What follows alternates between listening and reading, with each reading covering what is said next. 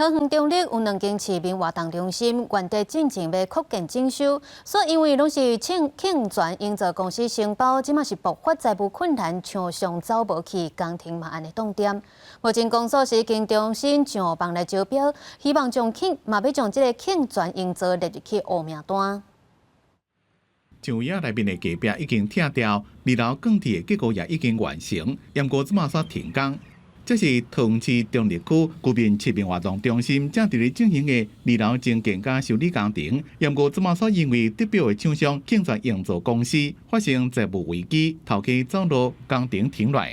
有一阵子就所有的东西全部都撤走了，我们才听讲说那个已经烂尾了。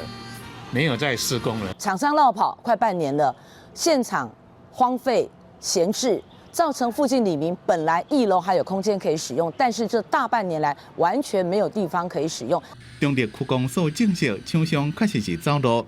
除了居民活动中心，庆全营造也阁承担灵光市民活动中心增建工程，怎么也停落，甚至厂位啊倒去有安全的疑虑。议员希望公所赶紧重新发包。将工程收尾规个做好势，互里面有一个会当使用的活动中心。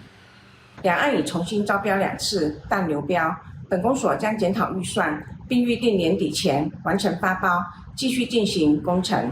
对厂商走路工程规个停落，区公所讲，承揽的厂商因为资金的问题，无法度照契约行。已经办理工程结算，甲厂商解约，扣除契约的罚款，重新搁上网招标，按算伫年底之前会当完成发包，互工程会当继续。要若走路的厂商，也得做政府采购拒绝往来厂商。记者综合报道。